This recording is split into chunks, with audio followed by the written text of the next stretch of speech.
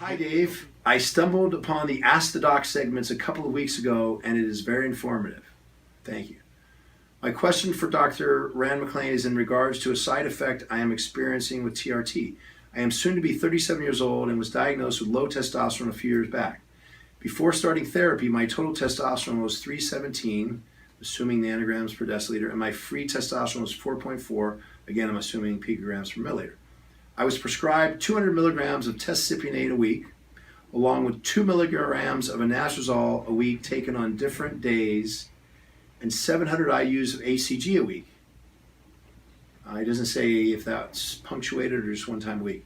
After a couple of months of therapy, my total test was 850.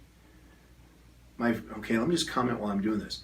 But at what point after your last injection, which is very important, if you're taking thyroid, the doctor would say the same thing. Oh, it's a little high or it's a little low. When was your last tablet of Armour thyroid, let's say? So it doesn't give me a whole lot of information, but I'll keep reading. My free test was 18, and my estradiol was 13.2. Again, all these I need to know when the last injection was. I have noticed the testosterone makes my face puffy, red, and older looking.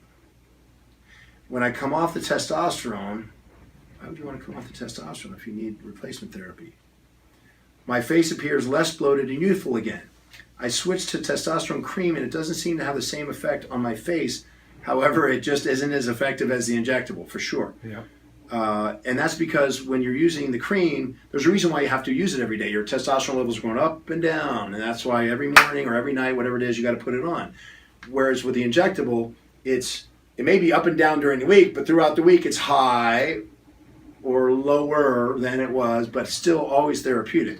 So that's an easy one. So that, yeah. Is there something I can do to counteract this effect?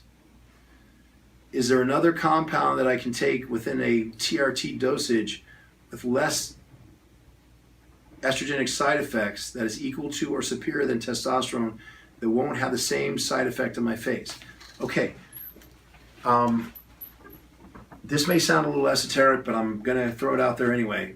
A couple numbers I don't have, which aren't esoteric at all, are your hemoglobin and hematocrit.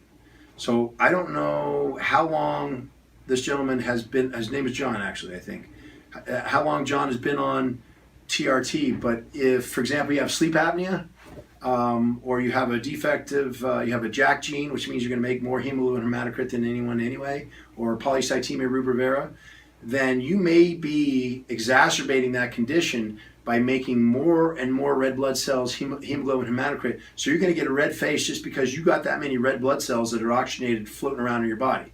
And I see that often, okay? Now, sometimes, it activates the Celtic curse, which tends, rosacea. We don't know why necessarily, but sometimes just because of your eating habits, and this is where it gets a little esoteric, it can exacerbate rosacea, which makes your face red.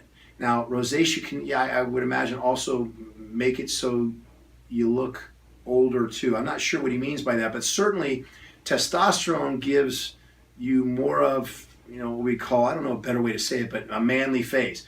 Bigger pores, rougher skin, as opposed to the sugar, spice, and everything nice face of a female, which tends to be smoother. And we've seen it with women who have used excessive amounts of testosterone. Oftentimes they take on the same features. So rougher, it's just, it's a little rougher. So if that's to which he's referring, well, that makes sense. Yeah, that's going to be part and parcel of this. Now, there's ways to counteract that. I mean, we've got now adult stem cell derived creams that we can use topically to help make the skin more youthful. We've got, Retin-A. We've got microdermabrasion. We've got all kinds of dermatological answers to this, including answers to rosacea, okay, that face redness. But the first thing I'd want to check is to make sure that the H&H, the hemoglobin and hematocrit, are not too high.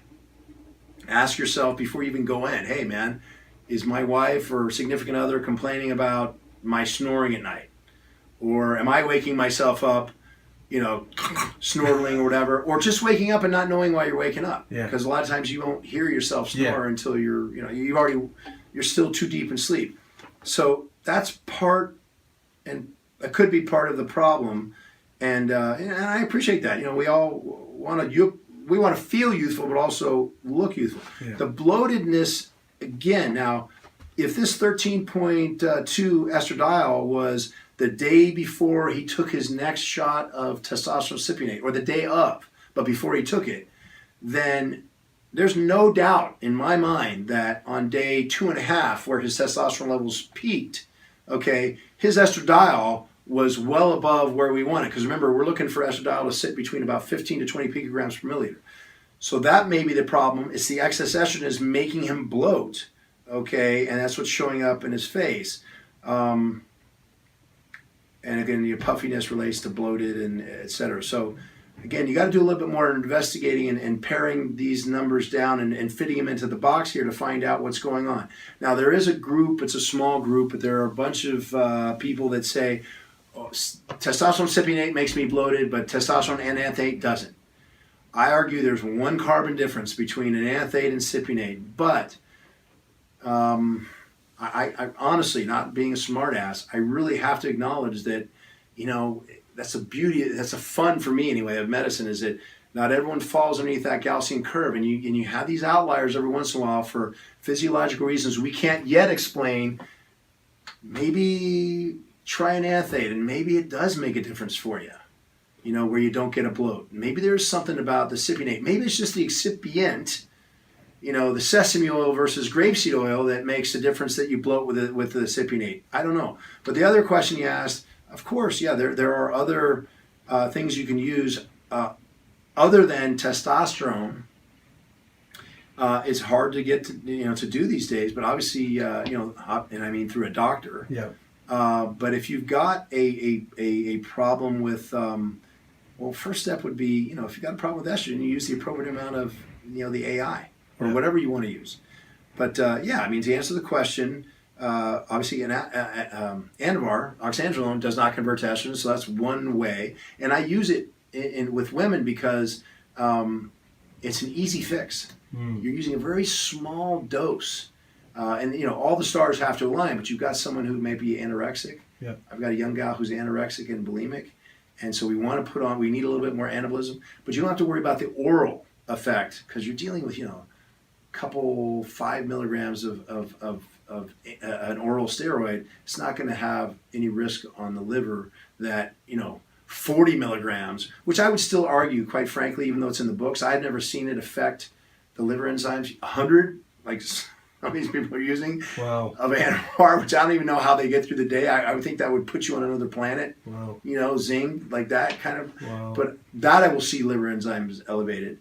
But I'm getting off track here. But a very small dose is safe.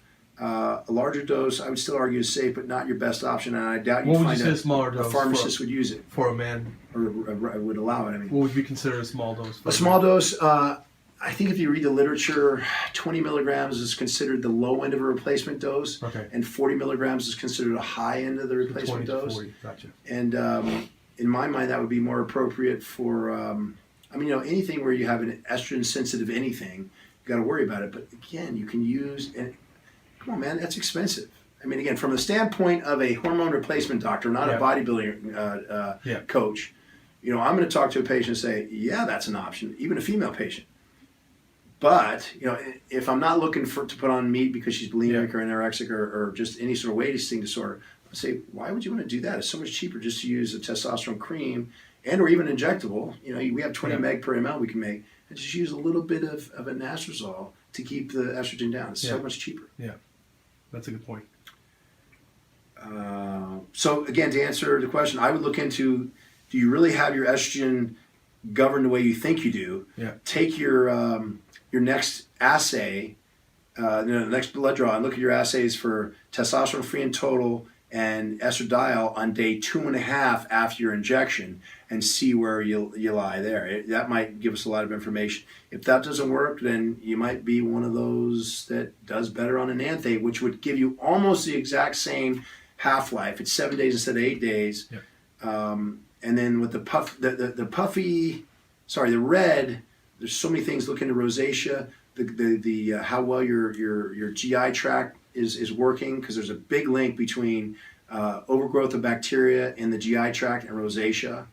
And there's other ways to attack rosacea, but sometimes it does show up because of use of testosterone, but check your hemoglobin hematocrit first because you might need to let go of some blood. Again, I don't know how long you've been on this, John, and how long you may or may not have what we would generally refer to as sleep apnea. But if your oxygen saturation is dropping at night, whether it's because of heavy snoring, light snoring, or just whatever, it's not a matter of sleep time. Yeah. It's quality of sleep. Right.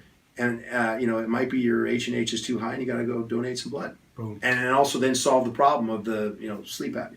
There you go. Thank you, Doc.